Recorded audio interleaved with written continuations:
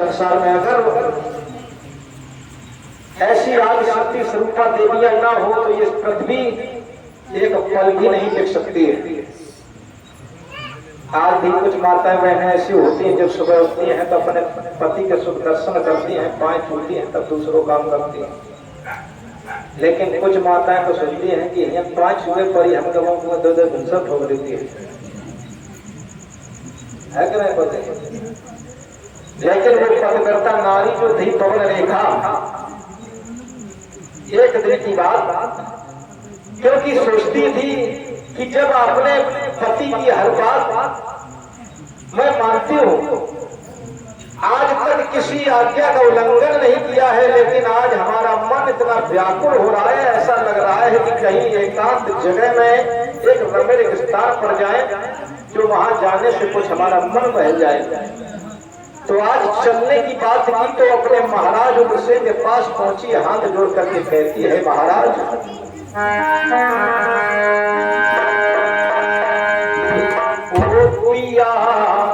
ओ पिया विनती सुन लो पिया,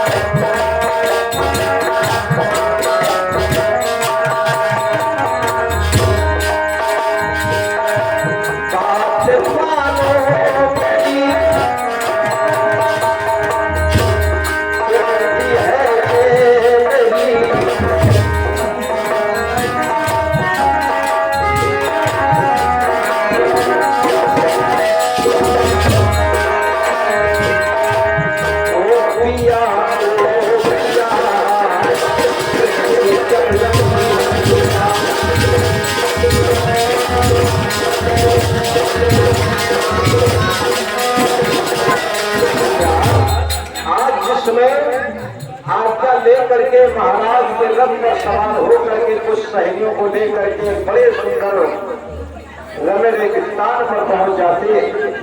बड़ा सुंदर उस पल का वातावरण है, बड़ी सुंदर सुंदर फुलवारी खिली है। एक डाल पर बैठे कोयल अपनी मीठी भाषा में बोल रही थी, नाना प्रकार की चिड़िया चहचहा रही हैं। बड़ा सुंदर लग रहा है। वो रानी पवन रेखा जो थी वहां के वातावरण को देख करके इतनी लुभा गई कि उसे यही ज्ञात नहीं रहा कि हमारे साथ में कोई आया है कि नहीं आया है। सखियों का साथ छोड़ करके बड़े घनघोर जंगल की ओर जहाँ घनी झाड़ियां खड़ी हैं, आज उसी मार्ग की ओर बढ़ जाती है दुरानी। जब घनी झाड़ियों के निकट पहुंची, वहां कुछ बड़े बड़े जानवर घूम रहे थे, जैसे कुछ चलने की कुछ आहट मिली तो एक सिंह दहाड़ लगाने लगा। ये प्रभु की लीला। जब शेर की आवाज सुनी पवन रेखा ने तो चिल्ला पड़ी, आवाज लगा रही है, हमें बचाओ, कोई बचाओ। जब पीछे मुड़ करके देखा तो कोई नजर नहीं आ रहा है। सोचने लगी कि आज तो हमारे प्राण संकट में। उसी समय भगवान की ऐसी लीला की एक दुर्मिलक नाम का राक्षस आकाश मार्ग से जा रहा था। उसने जब एक नारी की आवाज सुनी उस विद्यामान जंगल में, उसने सोचा कि इस घनघोर जंगल में ये नारी की आवाज कैसे सुनाई दे रही है। पास में आया, उसने झाड़ियों की आड़ से देखा कि ये तो पवन रेखा है, महाराज उनसे पत्नी है, बड़ी सुंदर थी वो। आज उस नीच राक्षस ने क्या किया कि महाराज का भेष बनाया और उस रानी के सामने पहुंच गया। रानी ने देखा कि मैं तो अपने महाराज को राज दरबार में छोड़ करके आई हूँ, लेकिन ये महाराज हमारे पीछे इतनी जल्दी कैसे आ सकते हैं।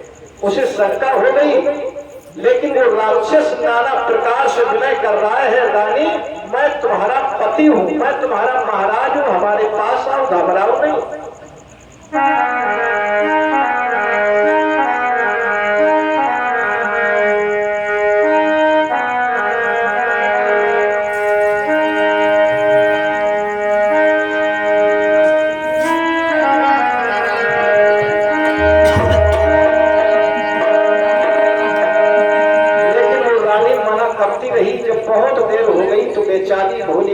रानी उसके शरण में पहुंच गई। उस दुष्ट ने क्या किया कि उसके सतीत्व को नष्ट कर दिया। बंधुओं, जब सतीत्व को नष्ट कर दिया उसके बाद अपने राक्षस योनि में आ गया। जब राक्षस योनि में आया तो वो हाथ जोड़ करके बिलक करके रोने लगी कि हे दुष्ट नीच, तूने तो हमारे सतीत्व को आज नष्ट कर दिया है। अगर तूने हमारे सतीत्व को नष्ट ना किया होता तो मैं तुम्हें अपने पतिव्रता शक्ति से एक पल में जला करके रात की ढेरी बना देता। लेकिन समय निकल चुका है, हमारा सत्य तूने नष्ट कर दिया है पापी, इसलिए अब वो शक्ति हमारे पास नहीं रही। हंस करके वो राक्षस बोला, अरे मैंने तो तेरे साथ बहुत बड़ा उपकार किया है। मैंने तेरी सूनी गोद को पुनः फिर से हरा भरा कर दिया है। मेरा ये आशीर्वाद है, क्या चुप हो जा, लौट जा दरबार में। कुछ दिन के बाद हमारे आशीर्वाद से तेरे गर्भ से बड़ा एक शक्तिशाली पुत्र प्रकट होगा, जो संसार में अपना नाम रोशन करेगा। लोग डरेंगे सिर्फ उसका नाम सुन करके। रानी रो करके बोली, नीच जैसा तू है वैसा तेरा पुत्र भी अगर आएगा तो वो भी तेरी तरीके से होगा। इतना कह करके चला जाता है। आज वो रानी बिलखती हुई आगे बढ़ी तो आगे से सहेलियों का झुंड आ रहा है। ढूंढती हुई पूछने लगी कि ये तुम्हारी हालत किसने बनाई है? रो करके बोली, तुमसे बिछड़ने के बाद बहना एक बंदर ने मुझ पर हमला बोल दिया, उसने सारी पोशाक हमारी ये फाड़ डाली है। बात को छिपा जाती है। रानी दरबार में पहुंच जाती है।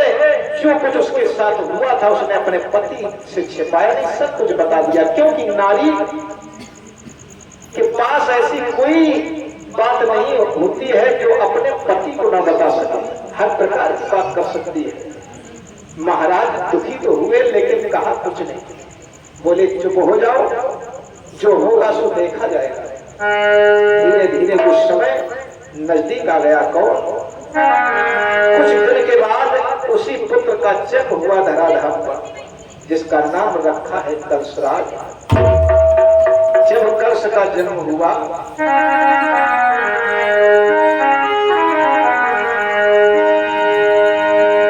देखिए, धराधाम पर परमात्मा अवतार तभी देते हैं जब अत्याचार अधिक से अधिक बढ़ता जाता है। जब सीमा को पार कर जाता है तो लोग भक्त भुलकने लगते हैं, बुलाते हैं। जब किसी का सहारा नहीं मिलता है तो लोग फिर किसको याद करते हैं? परमात्मा। अब परमात्मा तब तक अपने भक्त की पुकार नहीं सुनते हैं जब तक ये भक्त इस माया ममता, इस मायावी संसार से लगन लगाए रखता है। भगवान सोचते हैं कि अभी हमारी जरूरत नहीं है, क्योंकि इसको अभी कोई संसार में है इसकी रक्षा करने वाला। और जब तक ये भक्त संसार से लगाए रहेगा तब तक परमात्मा कभी आपको दर्शन नहीं